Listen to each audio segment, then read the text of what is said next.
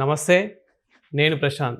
భారత్ పాకిస్తాన్ మధ్యలో యుద్ధం జరుగుతున్న సమయంలో ఇదే క్రమంలో పాకిస్తాన్లో భారీ భూకంపం వచ్చిందనే చిన్న సమాచారం అయితే వస్తుంది. మరి అక్కడ ఏం జరిగింది, అక్కడ పరిస్థితి ఎలా ఉంది అనే విషయాలు అయితే తెలుసుకుందాం. దీని గురించి అయితే మాట్లాడేందుకు ప్రస్తుతం మనతో పాటు సీనియర్ జర్నలిస్ట్ జయదేవ్ గారు ఉన్నారు. నమస్తే అండి. నమస్తే సార్, మనం చూస్తున్నాం చాలా యుద్ధాలు అయితే జరుగుతున్నాయి ఇప్పుడు భారత్కి పాకిస్తాన్కి. మరి ఇదే క్రమంలో పాకిస్తాన్లో భారీ భూకంపం కూడా వచ్చిందన్నట్లయితే తెలుస్తూ ఉంది.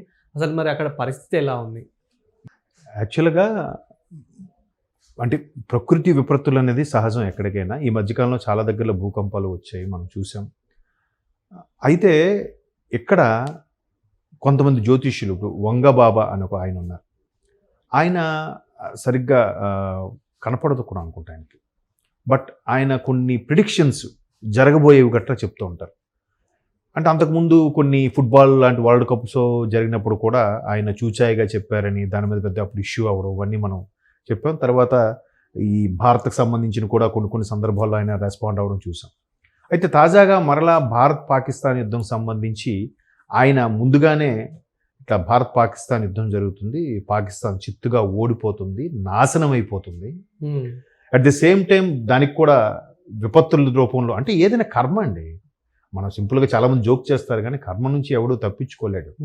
సో అన్ని పాపాలు చేశారు కాబట్టి, అంటే స్కూల్ పిల్లలు వ్యాన్ని తగలబెట్టడం, బడిలో బాంబులు వేయడం, ఎక్కడండి అమాయకులను పసిపిల్లలను కూడా వాళ్ళు వదలకుండా బాంబుల దాడితో చంపిస్తారు కదా. పాకిస్తాన్లో రోజు వారంకొకటేనే ఎక్కడో తీవ్రవాద అటాకులు జరుగుతుంటాయి. అంటే వాళ్ళు పెంచి పోషించిన తీవ్రవాద సంస్థ వాళ్ళు మింగేస్తుంది. సో ఆ వంగబాబా ఏం చెప్పారంటే, ఇట్లాంటి పరిస్థితుల్లో అక్కడ భూకంపం వస్తుందని చెప్పారు. ఆయనకి జనరల్గా లేటెస్ట్ నోస్ట్రడామస్ అంటారు, ఒక గ్రీకు తత్వవేత్త. ఎవరైతే నోస్ట్రడామస్ అని ఒక ఆయన ఉండేవారు, అంటే మనకు ఈ బ్రహ్మం గారు ఎలాగో ఆ నోస్ట్రడామస్ ఏంటంటే చాలా వరకు దాన్ని ఏమంటారు ప్రిడిక్షన్స్ చెప్పేవారంట, కాలజ్ఞానం చెప్పేవారంట. అప్పుడు ఆయన చెప్పిన నోస్ట్రడామస్ గారు చెప్పినవి కూడా ఒక 20 ఏళ్ళ కిందట ఎప్పుడో ప్రేమ్ కుమార్ అగర్వాల్ అని ఒక ఆయన ఈ దీనికి సంబంధించిన సైంటిస్టు రీసెర్చ్ చేస్తున్న నేపథ్యంలో, అంటే ఒక మధ్యలో క్యాండిల్ వెలిగించి చుట్టూ చేతులు పట్టుకొని కూర్చొని అందరూ కూడా ఒకే వ్యక్తి కోసం అదే తలంపుగా అదే ఆలోచనతో ప్రేయర్ చేస్తే ఆ వ్యక్తి యొక్క ఆత్మ అక్కడ కూర్చొని ప్రేయర్ చేస్తున్న ఒక 5-6 మధ్యలో ఒక సర్కిల్లా కూర్చొని వాళ్ళలో ఏ ఒక్కరి శరీరాన్ని ఆవహించి విషయం బయటకు వస్తే చెప్తారంట. సో అలాగా నోస్ట్రడామస్ గారు ఒక ప్రేమ్ కుమార్ అగర్వాల్ అనే వ్యక్తిని ఆవహించి ఆయన కొన్ని చెప్పారట అప్పట్లో. అంటే 3వ ప్రపంచ యుద్ధం మరలా ఎప్పుడు వస్తుంది, అప్పుడు పరిస్థితులు ఏంటి, అసలు 3వ ప్రపంచ యుద్ధం రావడానికి కారణాలు ఏంటి, ఇలాగే యుద్ధాలు దేశాలుగా విడిపోవడం వల్ల ఇప్పుడు పాకిస్తాన్ ఉంది, చైనా వాడు దానికి సపోర్ట్, మనకు రష్యా వాడు సపోర్ట్, ఇంకా చైనా వీడు ఒకటైపోవడం, రష్యా మనం ఒకటైపోవడం, ఇలాగా ఊరికే చిన్న వాటి మీద ఇగోసు, ల్యాండ్, ఇట్లాంటి క్రూరమైన చర్యలు తీవ్రవాదం చేసినప్పుడు దేశాలు యుద్ధాలు జరగడం. అయితే ఆయన నోస్ట్రడామస్ గారు కూడా ఏం చెప్పారంట, 3వ ప్రపంచ యుద్ధం వస్తుంది, ఆ వచ్చే టైంకే అమెరికా లాంటి పెద్ద దేశాల్లో కూడా కరువు వస్తుంది. అట్ ది సేమ్ టైం ఆకాశం నుంచి కొన్ని గ్రహశకలాలు లాంటివి వచ్చి సముద్రంలో పడతాయి.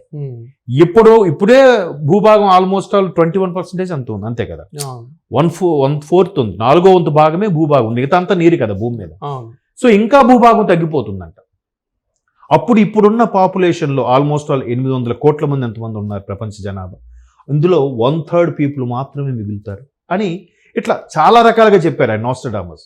సో ఇప్పుడు భావితరాలకి చాలా మంది జ్యోతిష్యులు, సిద్ధాంతులు ఉన్నారు, కానీ కొంతమంది మన ఆశ్రమం వాళ్ళు కానీ పీఠాధిపతులు వాళ్ళకి కూడా కొన్ని తెలుస్తాయి కానీ చెప్పరు. ఎందుకంటే సృష్టికి విరుద్ధంగా వెళ్ళకూడదు అని, భగవంతుడు కల్పించిన సృష్టికి విరుద్ధంగా వెళ్ళకూడదు, ఇప్పుడు ఇది జరగాల్సిందే అన్నట్టుగా ఉంటారు. బట్ ఆ బాబా మాత్రం ఇట్లా, అంటే ఎప్పుడు కూడా దాన్ని ఎలా చెప్తారంటే తేలించి మీదగా చేసి చెప్తారు. పాకిస్తాన్ దాని సత్తా ఏంటో అందరికీ తెలుసు, మళ్ళీ దాని మేకపోతు గాంభీర్యంతో భారత్తో ఢీ కొట్టడం ఏంటి?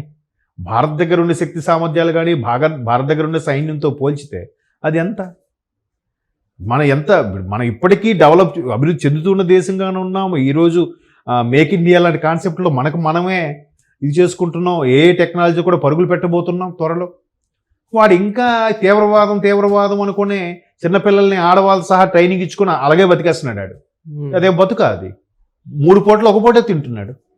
సో ఇట్లాంటి పరిస్థితుల్లో వంగబాబా లాంటి వాళ్ళు చెప్పినప్పుడు నోస్ట్రడామస్ లాంటి వాళ్ళు కూడా చాలా విషయాలు విపులీకరించి చెప్పారు.